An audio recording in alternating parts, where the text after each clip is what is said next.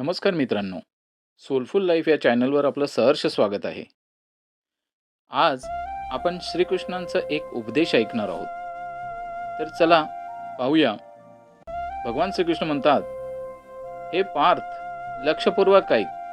धर्माच्या मार्गावर चालताना जीवनाचं खरंखुरं सत्य फक्त शुद्धता आणि करुणेमध्येच नाही, तर बुद्धिमत्तेत आणि समतोल राखण्यातही दडलेलं असतं.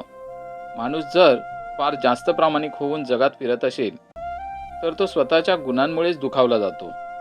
धर्म सांगतो की सत्यच परम आहे, पण ही गोष्ट ही खरी आहे की सत्याचा वापर बुद्धीने करायला हवा. जर कोणी नेहमी आपल्या अंतरात्म्याच्या खोटारडेपणा लोकांसमोर मांडत राहिला तर जग त्याला दुखावून टाकतं, कारण संसाराचा स्वभाव हा फसवणूक, बनावट आणि स्वार्थावर चालतो. जर तू फक्त प्रामाणिकपणात आंधळा होऊन सगळं तसंच सांगशील जसं आहे, तर असत्यात जगणारा समाज तुला शिक्षा देईल, तुझं शोषण करेल आणि तुलाच कमजोर ठरवेल. गीतेत मी तुला सांगितलंय की धर्माचं पालन विवेकानं करावं लागतं. धर्म असं नाही म्हणत की तू आपल्या शत्रूला आपली कमजोरी सांग. धर्म असं नाही म्हणत की तू आपल्या आयुष्याची सगळी गुपितं उघड कर. धर्म असं नाही म्हणत की तू आपल्या हृदयाच्या समस्या अशा लोकांना सांग जे फक्त त्याचा गैरवापर करतील. धर्म म्हणतो की सत्य पाळ, पण त्याबरोबर विवेक आणि मर्यादाही ठेव. तू बघ, अग्नी किती पवित्र आहे, पण अग्नी जर कुठल्याही पात्राशिवाय सगळ्यांच्या मध्ये ठेवली तर काय होईल? त्यावेळी आग सगळं नष्ट करून टाकेल. त्याप्रमाणेच प्रामाणिकपणाचं सुद्धा आहे. अशा प्रकारेच इमानदारी सुद्धा जेव्हा मर्यादेत आणि बुद्धीने वागते तेव्हा ती धर्माचं रक्षण करते, पण जेव्हा ती जास्त होते तेव्हा माणसाचं नुकसान करते. लक्षात ठेव, धर्माचा एक भाग आहे समजावून वागणं. एक समजून वागणं म्हणजे संयमानं वागणं. जसं युद्धाच्या मैदानावर तू आपली सगळी शस्त्र आणि अस्त्र दाखवून उभा राहू शकत नाहीस, तसंच आपल्या मनातील सगळ्या शंका आणि विचार लोकांसमोर मोकळेपणाने मांडू शकत नाहीस. तू ज्याला सांगशील तोच तुझ्या कमकुवतपणाचं कारण बनेल.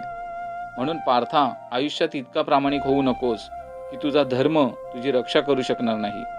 संतुलित राहा. तुझं बोलणं आणि कर्म असं ठेव की सत्य तुझं शस्त्र बनेल, ते तुझे ढाल बनेल, ना की तुझ्या बेड्या. हा संसार वेगवेगळ्या प्रवृत्तींनी मिळून बनलेला आहे. इथं चांगले लोकही आहेत आणि वाईट लोकही आहेत. चांगले लोक सत्याचा मान करतात, पण वाईट लोक तुझी मजाक उडवतील आणि तुला फसवायची संधी शोधतील. म्हणून धर्म असं सांगतो की सत्य असं जप की जसं एखादा रत्न आपल्याजवळ ठेवतो.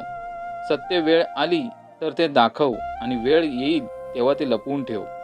तुला हेही माहीत असावं की धर्माचा मार्ग फक्त वैयक्तिक शुद्धतेत नाही, तर लोकांशी वागण्यातही आहे.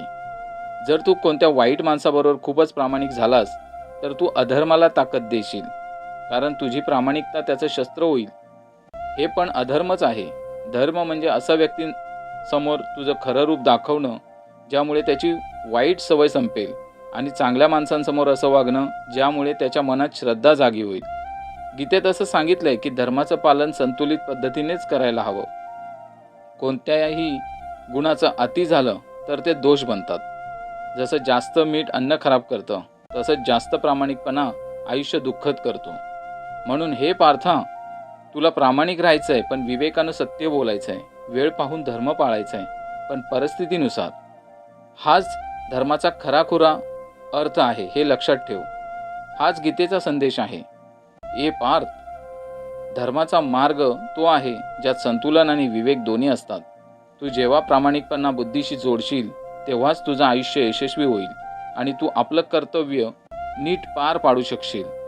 हाच माझा तुला उपदेश आहे. हा भगवान श्रीकृष्णाने दिलेला अर्जुनाला उपदेश आहे. तोच आपल्या जीवनात आपण कायमस्वरूपी पाळायचा आहे.